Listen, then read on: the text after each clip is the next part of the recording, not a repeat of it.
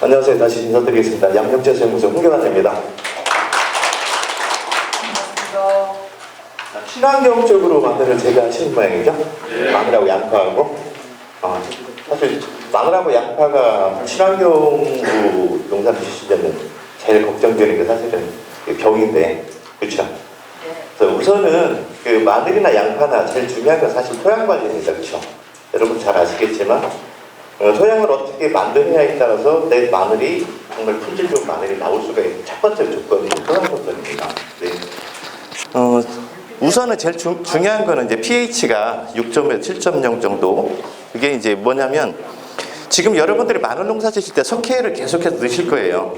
석회를 계속해서 넣으시는데 석회를 넣는 이유는 pH도 굉장히 중요하고 사실 석회 자체가 식물체 자체를 굉장히 강건하게 만들어서 병을 잘 안 나게 만들어주는 조건이 석회의 10입니다.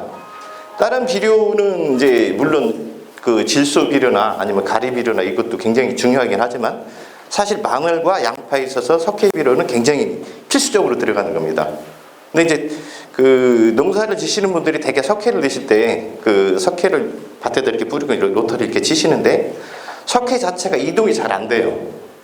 석회 자체가 다른 비료들은 물에 녹아가지고 식물체가 바로바로 이용을 할 수가 있는데 석회 자체는 물에 녹아서 이렇게 이동이 안 됩니다. 그래서 식물체 뿌리가 석회를 찾아가서 먹어야 돼요. 그래서 사실 석회를 그 토양에 뿌릴 때 제일 중요한 거는 뿌려놓고 석회가 밭에 골고루 퍼질 수 있게 로타리를 골고루 이렇게 쳐주시는 게 제일 중요합니다.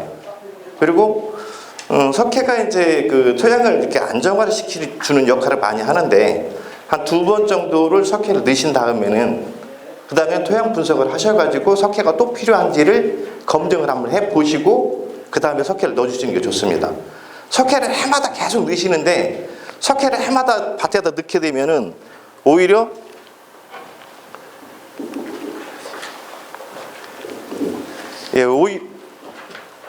오히려 석회가 오히려 과잉 증상이 나와서 다른 양분을 빨아들일 수 없는 조건을 만들어가요.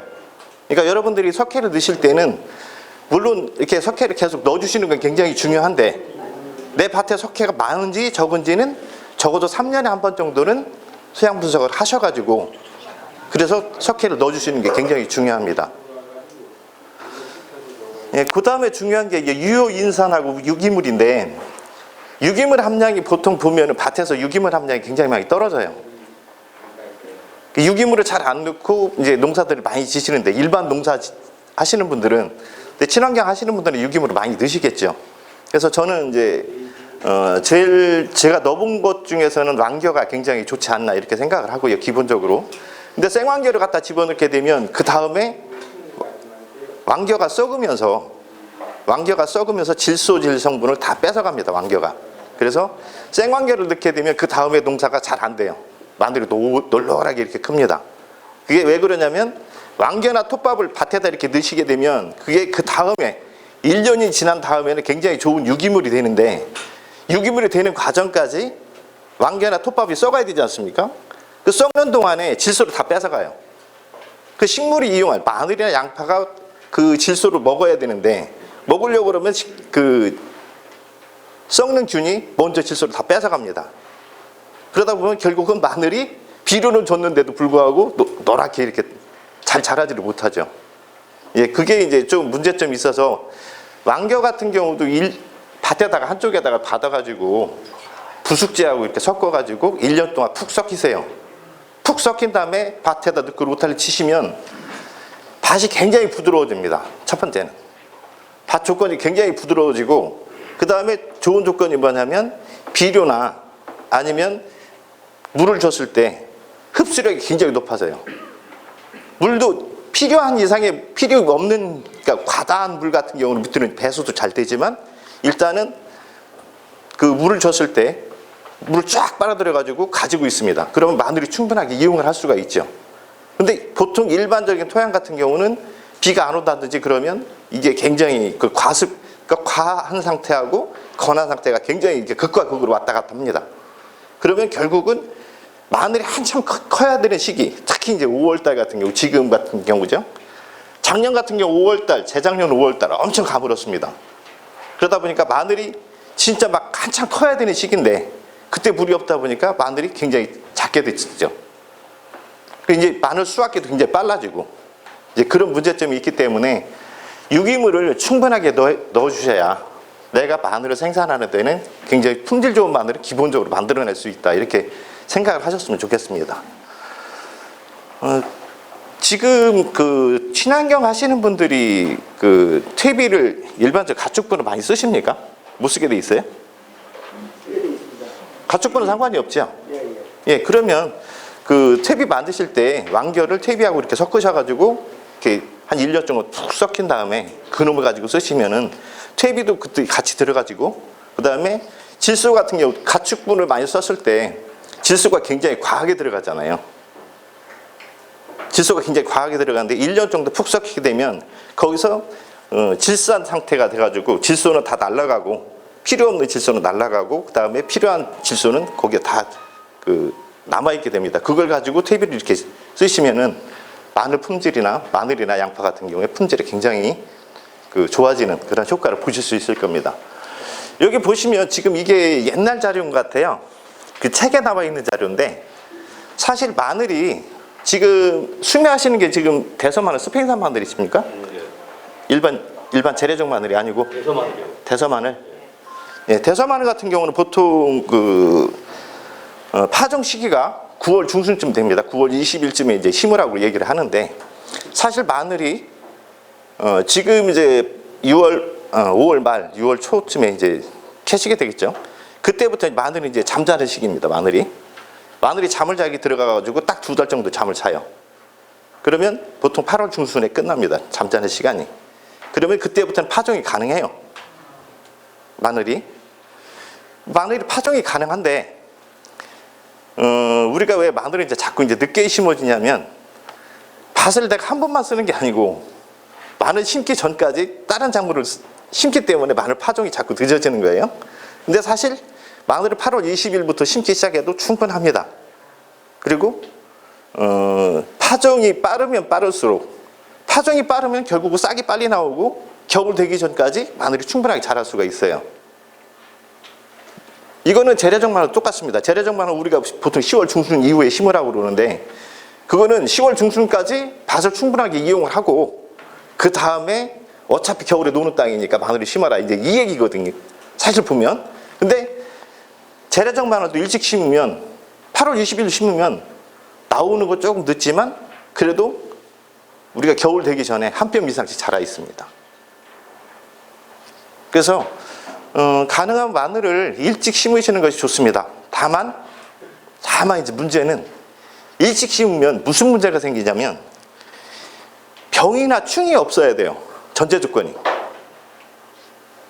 예를 들면 뿌리응애가 굉장히 많이 이제 속을 썩이는 작물 중에 해충 중에 하나인데, 얘는 잘 없어지지도 않아. 한번 생기면 밭에서 잘 없어지질 않아서 굉장히 문제가 되는데, 보통 뿌리응애가 1년 동안 증식하는 게 10번 정도 새끼를 칩니다.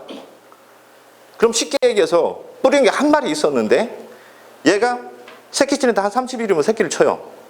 그럼 그때 10마리만 생긴다고 그러면 10마리 되잖아요. 그 다음 100마리, 1000마리, 10,000마리 이렇게 늘어나는데, 걔가 10마리만 치지만 한 30마리 정도 새끼를 칩니다. 그러면 늘어나는 게 한 마리에서 30마리, 30마리 900마리, 900마리 2700마리.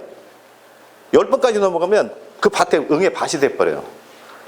그 정도로 응애 피해가 굉장히 심각합니다. 그래서 가능하면 일찍 파종을 하시는 거 좋은데, 적어도 응애는 없어야 돼요.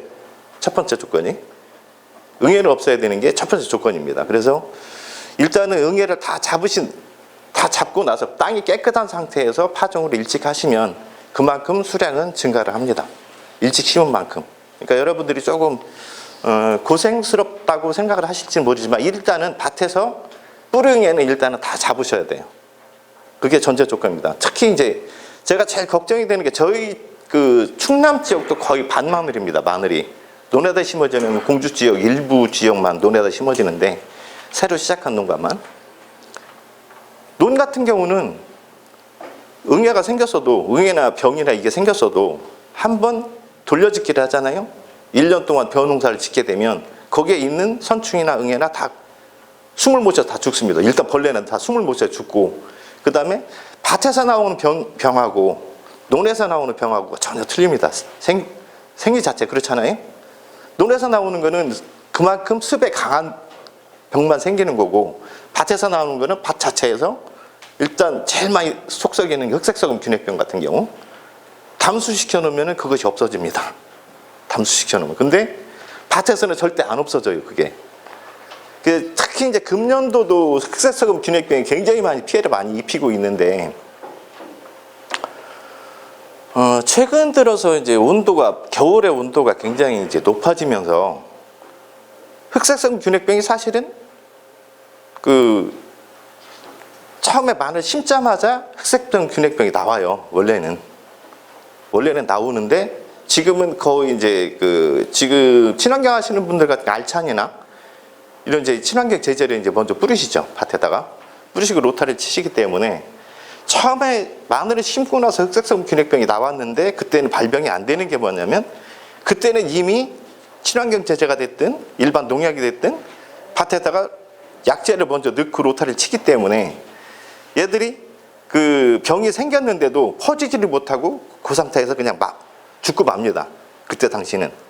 근데 문제가 언제 생기냐면, 겨울 지나고 나서 이제 1월 달 돼서부터 날씨가 이제 풀리기 시작하면은 얘들이 다 2차 발생을 해요.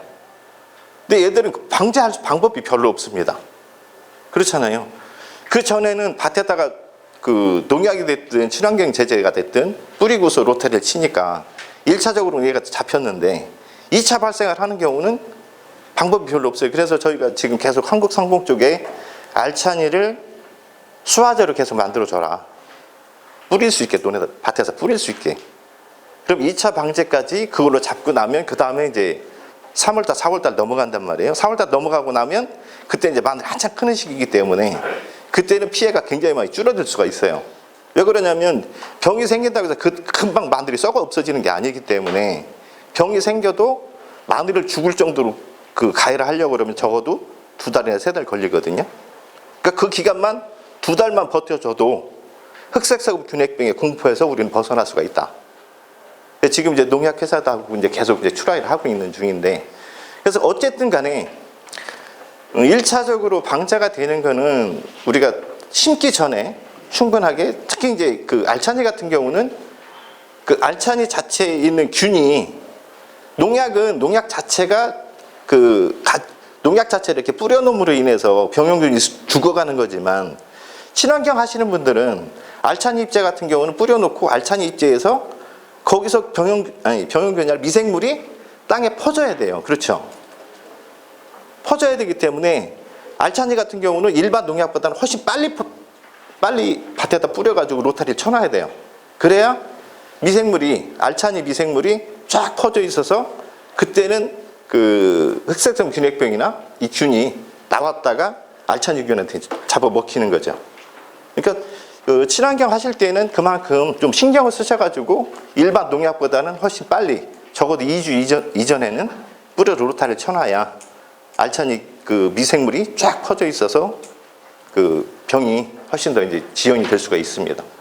그 다음에 이제 그 다음에는 수화제를 이렇게 저기를 하셨는데, 그 부분은 저도 모르겠어요. 그거를 이제 청 안 되면 내 밭에 계속해서 흑색소금 균핵병이 나온다 그러면 알찬이 잎제를 그냥 물에 녹여가지고 그거라도 뿌려서 1월달에 2월달에 뿌려가지고 흑색소금 균핵병 균이 다시 못 올라오게 그렇게 할 수 있는 방법을 찾으셔야 될 것 같습니다. 여기 보시면 지금 이제 대서마늘 같은 경우가 보통 이제 9월 중순에 심는다고 치면, 보통 우리가 심는 게 이제 9월 중순이니까 9월 중순에 심는다고 그러면 10월 초면은 다 싹이 올라오죠. 싹이 자라기 시작을 합니다.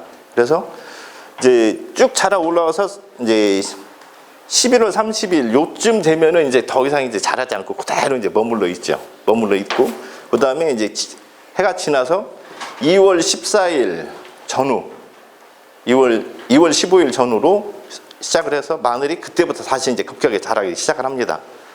그게 이제 2월 14일부터 자라기 시작을 해서 보통 3월 말, 그러니까 3월 20일에서 30일 정도 되면 그때 이제 마늘 쪽을 만들어요. 마늘 쪽을. 그래서 마늘이 겨울 지나면서 걔는 준비하는 게 뭐냐면 마늘쫑을 먼저 만들어요. 마늘쫑이 만들어지고 마늘쫑 안에 요만한 주화도 만들고 주화 사이사이에 마늘꽃을 만듭니다. 그게 이제 마늘쫑인데, 마늘쫑이 이렇게 쭉 만들어지고 나서 마늘쫑 주위로 땡땡땡땡 6개를 만들어요. 여기 하나 이렇게 교대로 해서 6개를 마늘쪽을 만들고, 마늘쪽 인편을 만든 다음에 그 뒤로 또 한 캐를 또 만들어요. 대서마늘은. 그래서 이렇게 자세히 까시다 보면 한쪽 캐가 한 캐가 쫙 벗어지고 나면 그 안에 또 6개가 또 나오죠. 그래서 마늘 쪽이 많이 생기는 이유 중에 하나가, 일반 우리 그 재래종 마늘은 한 캐만 만들어요. 그렇죠? 하나, 둘, 셋, 넷, 다섯, 6개. 그리고 세력이 더 좋으면 그 사이에 낑겨서 하나, 2개를 더 만듭니다. 그래서 7개, 8개 정도 나오는 게 맞는 거고, 대서마늘 같은 경우는 그게 아니고 한 캐를 6개를 만든 다음에 그 뒤로 한 둘레를 더 해가지고 6개를 또 만듭니다. 그래서 많으면 적어도 10개에서 12개 정도의 기본적으로 마늘 인편 쪽이 생기는 거죠. 그게 보통 3월 20일에서 30일 그 사이에 만들어집니다. 그러면 3월 말에 만들어졌다고 치면은 우리가 캐는 게 5월 말이에요. 그렇죠? 그럼 딱 2달 동안 마늘이 크는 겁니다. 그래서 추비나 이런 거를 이제 보통 일반 농가들 추비를 주라고 할 때도 보통 3월 말 이전에 다 끝내라고 그럽니다. 마늘 쪽이 생기기 전에 이미 다 쳐서, 그게 마늘이 이용할 수 있는 시기를 그때 맞춰줘야 되는 거고, 이제 그 시기가 지나서 마늘에 추비를 하게 되면 마늘의 생육이 굉장히 막 빨라져 버려요. 강해져 버립니다. 그러면 마늘 자체가 생육이 너무 강해지다 보면 인편 쪽이 안 생길 수도 있고, 그게 이제 뽕마늘이죠. 스펀지 마늘. 인편 쪽이 안 생기는 경우가 있고, 그 다음에 마늘 쪽이 생겨도 2쪽, 3쪽 생겼다가 그거는 제대로 안 만들어져 가지고 나중에 보면 다 썩어버립니다. 그리고 생육이 지연돼 버리면, 마늘 쪽이 늦게 나와버리면 결과적으로 무슨 문제가 생기냐? 5월 말 우리가 마늘을 캘 때쯤 돼가지고 이미 저장물질이 밑에 다 내려가서 저장이 돼서 마늘총이 땡땡하게 다 연그러 있어야 되는데, 마늘 쪽이 늦게 생기면은 무슨 문제가 생기냐면 캘 때까지 계속 저장을 하고 있는 거예요. 그러면 나중에 캐놓고 보면 그때까지 크는 거 다 똑같이 큽니다. 이렇게 구가 이만큼씩 커요. 커 있는데 불구하고 뽑아놓고 보면 물이 쫙 빠져나가고 나면 쭈글쭈글해져 버리죠. 양분이 다 안 차 있으니까. 근데 그걸 뽑을 때까지는 그걸 몰라요. 똑같이 생겼으니까. 근데 뽑아놓고 보면 물이 쫙 빠지고 나서 쭈글쭈글해져 버립니다. 그러면 못 팔아먹죠, 그거는. 그래서 비료는 가급적이면 3월 말 이전에 다 끝내셔야 돼요. 그래도 서운하다. 그때는 이제 우리가 그 밑들이 비료라고 해서 이제 농약방에서 파는 비료 있죠. 밑들이 비료라고.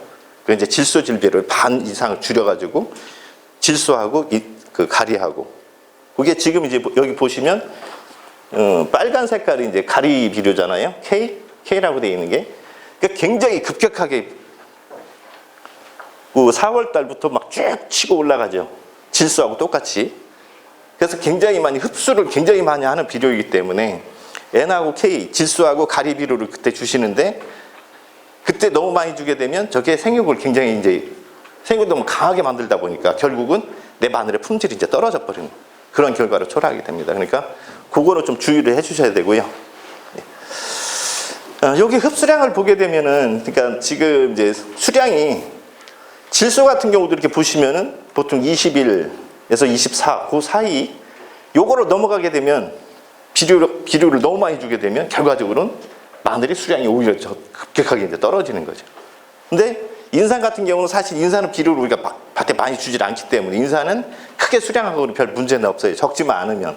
근데 가리 같은 경우도 보통 20일 그 수준으로 인해서 고기 넘어가면 오히려 이제 수량이 떨어지는 거죠. 그러니까 결과적으로는 마늘은 비료를 너무 많이 하다 보면 결과적으로는 품질도 떨어지지만 수량도 많이 떨어지는. 그래서 적정량을 항상 이제 내 밭에 그 비료는 적정하게 항상 유지를 해주는 것이 굉장히 중요하다. 그리고 아까도 말씀드렸지만 그냥 비료 성분만 있는 거하고 유기물이 있는 거하고 절대적으로 틀립니다. 작물이 자라는 거는. 수치적으로는 그렇게 안 나오는데, 그렇게 안 나오더라도 실제로 재배를 보면 유기물이 있는 토양에서 재배를 하는 거하고 유기물이 별로 없는 토양에서 재배하는 거하고 비료에 대해서 반응하는 속도 자체가 굉장히 많이 틀려집니다. 그거는 먹을 게 충분히 있는 집에서 자라는 애들은 탐을 별로 안 한다고 생각을 해요. 그렇죠? 근데 먹을 게 별로 없는 집에 있는 애들은 먹을 것만 보면 막 달려들어서 먹습니다. 그러니까 식물체에도 그렇게 이해를 하시면 돼요. 먹을 게 충분히 있다는 얘기는 결국은 유기물 함량이 충분하게 있다, 내 밭에. 그럴 경우는 마늘이 그렇게 탐을 안 내고 적정하게 자기가 먹을 거 먹어가면서 이렇게 잘 자랍니다. 근데 유기물이 없는 밭 같은 경우는 특히 이제 그런 경우가 많습니다. 그래서 그 부분 이제 좀 주의를 해 주시는 게 좋겠습니다. 예. 지금 말씀드린 대로 질소주비는 이제 파종 시에 기비로 이제 다 쓰잖아요. 그리고 추비는 이제 작물이 자라는 상태에서 따라서 이제 우리가 추비를 하게 되는데 그 4월달, 5월달 이때쯤 이제 그 지금 이제 비대제는 저기 쓰게 돼 있어요? 비료는? 국은 비대용 비료는 쓰게 돼 있나요? 그거 못 쓰게 돼 있어요? 그러면 방법은 뭐예요? 그러면? 사정복비인데 저게? 그 비대용 비료로 나온 거. 사정은 쓰게 돼 있어요? 그거에 대한 특별한 규정이 없으니까. 네. 그거는 여러분들이 이제 그 물어보셔가지고 선택을 해서 쓰시면 좋을 것 같아요. 그래서 실제로 이제 그 마늘을 우리가 재배를 하라고 하다 보면 그 농가들이 이제 자꾸 욕심을 해요. 사실 우리가 비료가 없어서 마늘이 못 크는 게 문제가 아니라 사실 저희 지역 같은 경우도 친환경 하시지 않으니까 일단 비료에 대한 욕심을 굉장히 많이 부립니다. 그래서 비료에 욕심을 부리지 말고 4월달, 5월달 진짜 마늘이 통이 막 커져야 되는 시기에 비료를 주지 말고 그 전에 비료를 일찌감치 끊고 마늘이 이파리 색깔이 좀 놀놀하게 잘 못 크는 것 같다 싶으면 차라리 구분 비대용 비료를 쓰시라고 제가 매일 권장을 해드려요. 그래서 보통 일주일에서 열흘 사이에 한 번씩 보통 1000배액으로 이렇게 타서 주시는데 일주일에 열흘에 한 번씩 비대용 비료를 뿌려주시는 게 마늘 수량을 떨어뜨리지 않고 충분하게 생산할 수 있다. 이렇게 말씀을 많이 드립니다. 그 다음에 이제 가리 비료가 이제 마늘에서는 굉장히 중요한데. 비료가 어떤 비료가 있나요? 예? 비대용 그 비료가 어떤 비료가 있어요? 아, 그거는 농약방에 가서 물어보시면, 예, 그거는 동네마다 죄송합니다.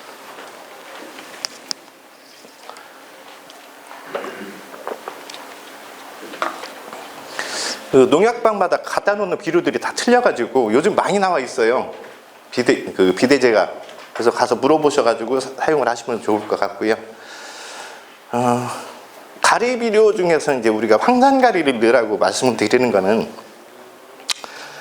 이제 마늘 자체가 이제 알싸한 매운맛을 가지고 있는 것이 이제 알리신 성분이 그게 이제 기능적으로 우리가 이제 암에 굉장히 이제 효과가 높다. 그래서 그 항암제 쪽으로 이제 많이 이제 작용을 한다. 그게 이제 결국은 알싸하게 매운 그 알리신 성분이라고 그러는데 그 알리신 성분을 높여주기 위해서 사실은 황산 비료를 쓰라고 말씀을 드리는 거예요.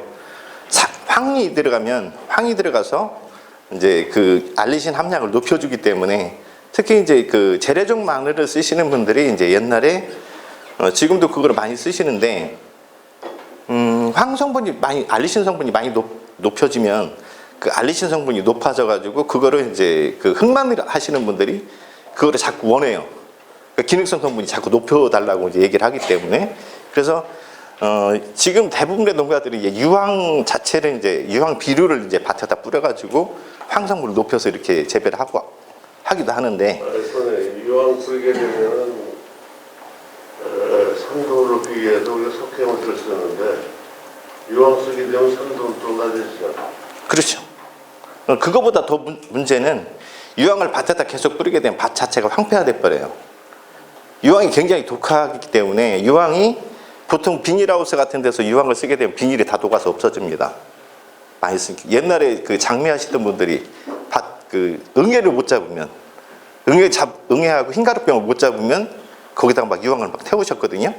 그럼 비닐로가 1년밖에 못 써요. 다 삭아가지고. 근데 더 문제는 쇠까지 다 부식을 시킵니다. 유황이. 그 정도로 독해요. 유황이. 그래서 저는 밭에다가 유황을 쓰라고 말씀을 안 드리고 조금 비용이 좀 들더라도 만약에 그 기능성을 높이려고 한다 그러면 액상유황이 지금 많이 나와 있을 겁니다. 많이 나와 있는데 그 액상유황이 유황 자체의 알갱이를 굉장히 잘게 부숴놓은 게 나노유황이라고 이제 나오는 게 작게 잘라가지고 흡수가 잘 되게. 그게 이제 그렇게 많이 자를수록 가격이 많이 높아집니다. 왜 그러냐면 흡수율 자체가 높아지기 때문에 가공하는 데 있어서 가공비가 많이 들어가는 거죠. 그래서 조금 비싸지긴 하지만 그거를 가지고 0.3% 정도 액상유황 0.3% 정도 타셔가지고 한 번씩 이렇게 뿌려주시면 알릴 성분 함량이 쫙 올라갑니다. 그래서 너무 욕심 부리지 말고 그거 많이 들어가는 건 아니니까 유황을 만약에 내가 기능성을 좀 높여보고 싶다 할 경우는 액상유황을 쓰시는 것도 한 가지 방법이 되겠습니다. 근데 이제 문제는 황산가리 같은 경우에 특히 이제 그 밭에다 이렇게 황산가리를 뿌리하고 이렇게 권장으로 우리가 해드리는데 문제는 그 아까 말씀드린 흑색소금 균핵병 자체가 마늘이 심어가지고 마늘이 싹이 나오기 전에 뿌리부터 이렇게 나와서 쭉 자라는데 마늘 뿌리가 자라면서 거기서 황 냄새가 나요. 유황 냄새. 알싸한 그 마늘 냄새 있잖아요. 황 냄새가 나면은 그 냄새를 쫓아가서 발병을 시킵니다. 흑색소금 균핵병이. 그래서 조금 아이러니하지만 어쨌든 기능성을 높이기 위해서 우리가 유황을 쓰라고 이렇게 황을 쓰라고 이제 말씀을 드리는데 오히려 그 흑색소금 균핵병 입장에서는 그게 오히려 조장될 수도 있는 그러한 결과도 있으니까 그 부분을 좀 참고를 해주시고 그래서 그 부분이 모두싹이나 제품으로 나와 있는 모두싹 같은 네. 경우도 이제 유황 제품이잖아요. 그런데 이 균핵병을 오히려 유인하는 효과가 있다고 하면 충격적인데요. 황 성분이 들어가게 되면 네. 황을 이제 뭐라고 말씀드려야 되나 그게 꼭 이제 조장을 시키는 건 아니고 네. 그게 황 성분을 좋아한다는 거죠. 그러니까 뿌리가 이렇게 있으면 마늘 뿌리가 자라는데 걔가 쫓아가는 게 그 성분을 보고 이제 쫓아간다는 말씀인 거고요. 황을 뿌려가지고 그 완전히 뭐 흑색소금 균핵병 그 밭이 되는 건 아니고 이제 그러니까 그 부분은 좀 조심을 해달라는 말씀을 드리는 거예요. 예.